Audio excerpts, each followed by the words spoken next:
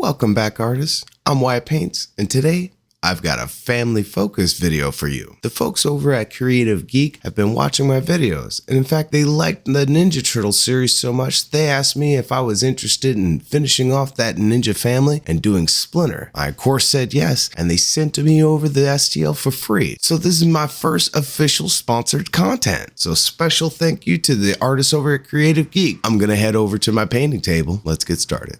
Just like with the brothers, my gray primer is going to serve as my base coat for this stone. Here I'm using Nuln Oil to add definition to all the cracks and a bit of tone variation.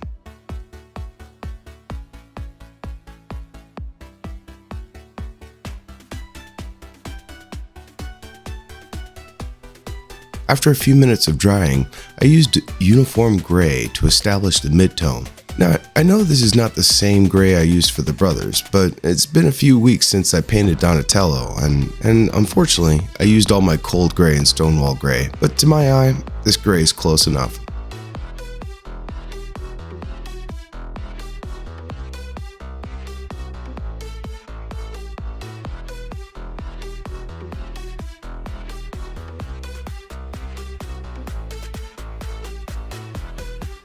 To finish the base, I used Spaceship Exterior. While I'm not a fan of the name, this is a solid color. This final highlight was applied in a very light dry brush to pick up all the little details without too much fuss. Using techniques like this allows me to save time so I can spend more on the areas that are going to get more attention. While you can always spend as much time as you like painting, most people lack the free time to treat their hobbies as a second full-time job, so I make it a point to save time when I can.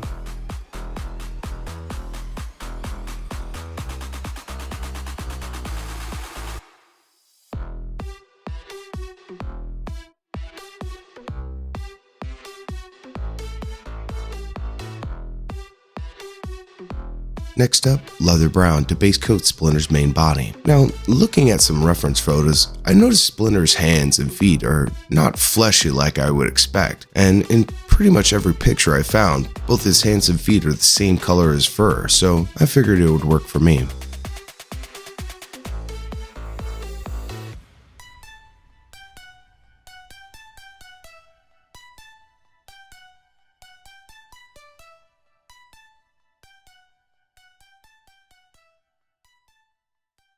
I followed this up with Seraphim Sepia wash to add a shadow. As per usual, this was an all-over wash applied heavily, using the brush to clean up any pooling.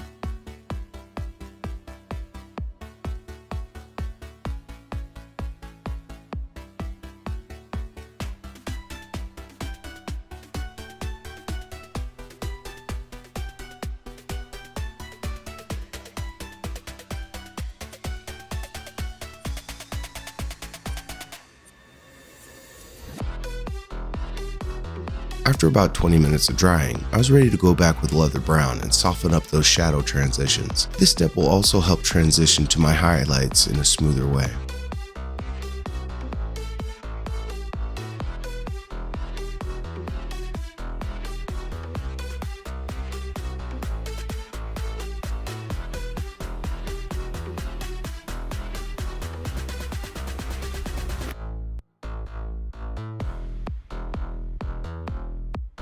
For that highlight, I'll be using Skeletal Bone.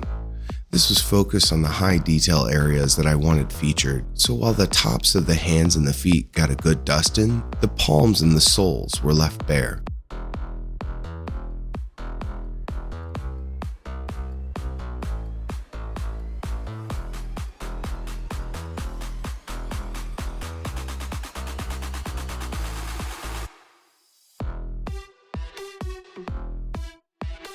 I took extra care to slowly build this highlight on the face. There's a ton of detail here, and it's important to get all that highlighted without completely washing out the mid-tone and the shadows.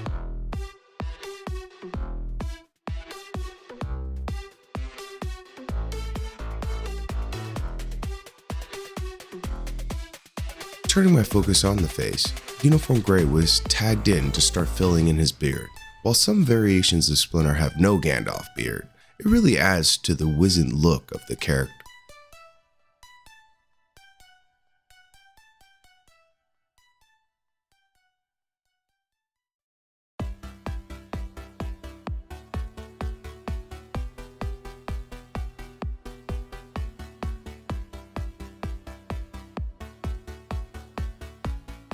Hopping around his face, I used a few strokes of charred brown to pick out his nose.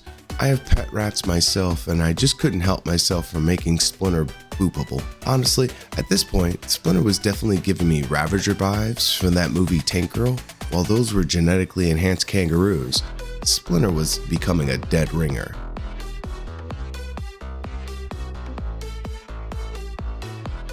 I was spending so much time staring at his face, I needed to put the whites in his eyes, and like the brothers, I chose to leave them blank. Just remember not to use pure white for this. I utilized the very light gray that I used to highlight the base with. It's a bit of an extra time saver to try to use the colors already on your palette, rather than going to get a new one.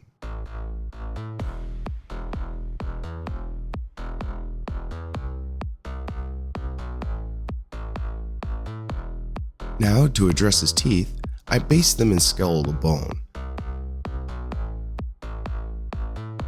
I followed this with a few passes of a sepia wash. Finally, I re-established the skeletal bone while preserving the tints I did with the sepia. Sliding back to his beard, I dabbed in a bit of Nuln oil to help define the strands in his beard. It's a good idea not to overdo this. While having darker areas helps break up the hair tones, I did not want the overall color to shift too far away from that mid-tone gray.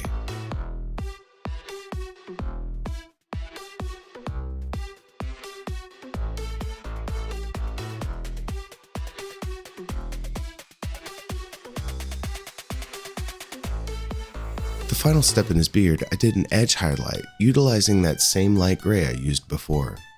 This was used sparingly, to give the suggestion that Splinter had many years before he would go all white. I find these single strand highlights add a bit more of a dynamic look to the beard, like these random strands are catching light just right. It only takes a few to really have it pop.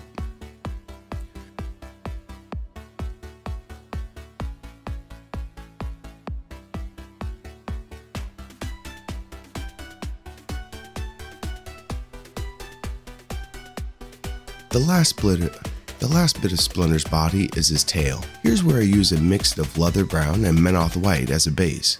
A quick single coat was good enough to move on to the fleshier tones.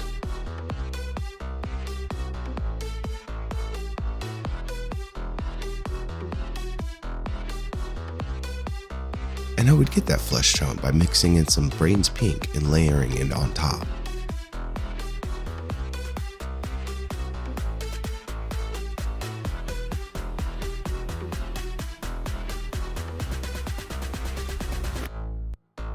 To finish the tail, I pin washed in some sepia into each ring. It wasn't until later that I realized most of this would be hidden by his jacket, and to be fair, if I would have noticed this sooner, I probably would have approached this in a different way. But the tail was done, and it was time to paint all the wraps. For those wraps, Menoth was used for the base, and like with the turtles, these wraps were given a sepia wash and then dry brushed with Menoth to blend those layers.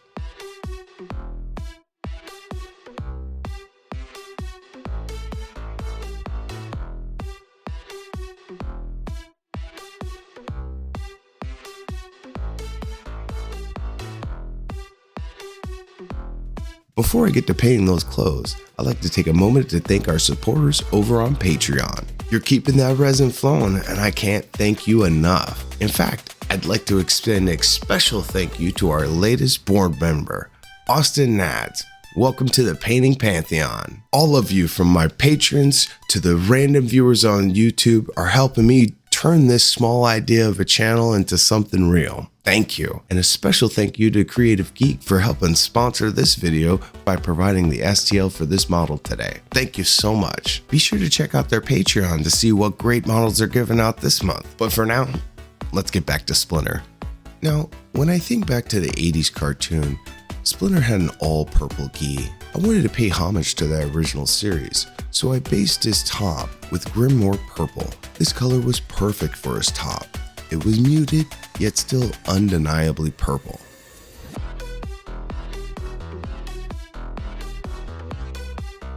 After 2 coats, I mixed in a half-step highlight using squid pink. While this highlight had a bit of a harsh contrast to start, once I started blending in, it looked smooth as butter, and when it dried, it was even better.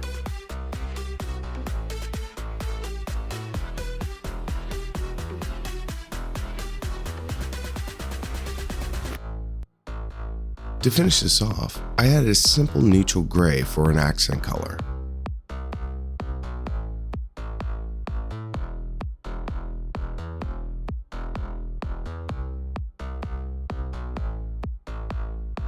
To do his pants, I kept it super simple to not draw too much attention away from his upper body. I basted in hardened carapace. Surprisingly, I noticed that this was not actually a dark gray that I thought it was, but actually a very, very dark brown. And this ended up taking about 3 layers to get full coverage.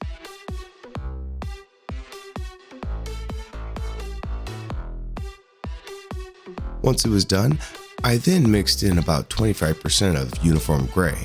This gave me a very subtle highlight that was nice and understated.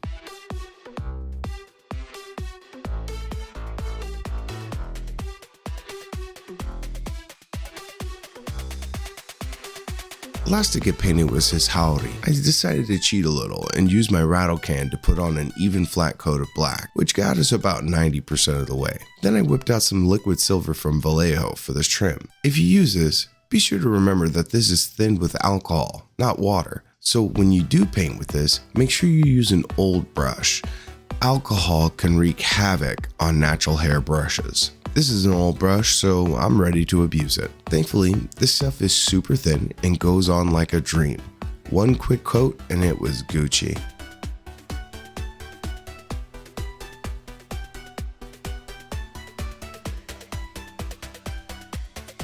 Finally, bright bronze gave his clan pins their classic look.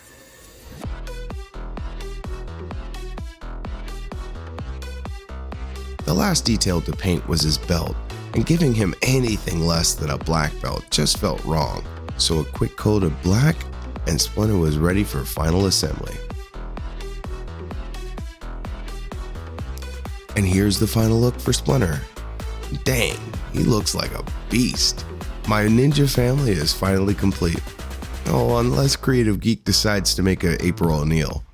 I hope you've enjoyed this video, as I've had a good time making it. And looking around, I've noticed the channel's been growing too. And the only way to keep it growing is for people like you to hit that subscribe button and like, so that YouTube gets this video in front of more eyes. And finally, again, another thank you to Creative Geek for the STL. Be sure to check out their Patreon and their storefront over on CG Trader. You can find links to both in the description below. And as always, thank you for watching, stay creative, and try to enjoy the process.